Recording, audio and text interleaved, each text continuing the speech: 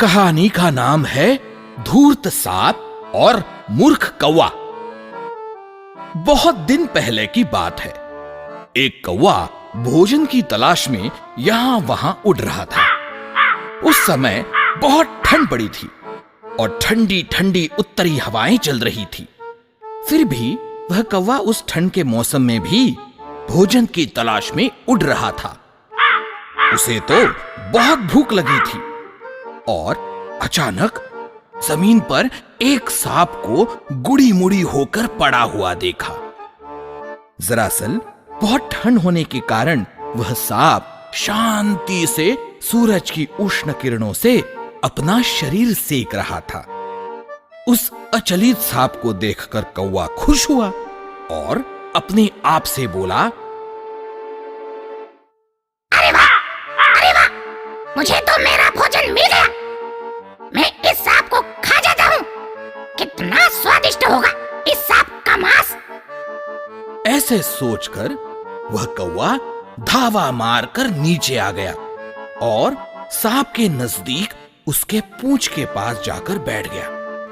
उसने सोचा कि वह उस मरे हुए सांप को अपने पंजों में उठाकर एक शांत जगह ले जाएगा और उसके टुकड़े टुकड़े करके आराम से उसका स्वादिष्ट भोजन पूरा कर देगा। पर सांप भी बहुत होशियार था। उसे मालूम था कि कौवा नजदीक आकर बैठा है, पर चूंकि वह दूर था और पूंछ की तरफ बैठा था, तो सांप वैसे ही मरने का अभिनय करके शांत पड़ा रहा। वह जरा भी नहीं हिला। कौवा जैसे ही और नजदीक आया और सांप के मुंह के पास बैठकर उसे उठाने के लिए झुक गया, तो अचानक सांप जग गया और उसने अपना सर झट से उठाया और उसके मुंह से विष की पिचकारी उस कौवे के चेहरे पर फुहार दी। वह सांप बहुत जहरीला था।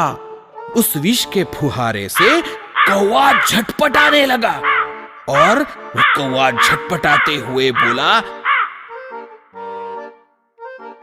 अरे मैं कितना मूर्ख हूँ। सांप सच में मरा है कि नहीं, यह पक्का करने के पहले ही मैं उसके मुख के सामने आ गया। ऐसा कहकर कौवे ने दम तोड़ दिया।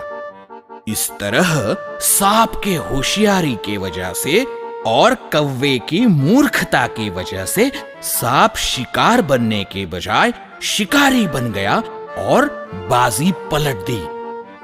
तो कहानी का तात्पर्य यह है कि हमें हमेशा सावधान रहना चाहिए और दूसरों का दंभ अपनी होशियारी से परख लेना चाहिए।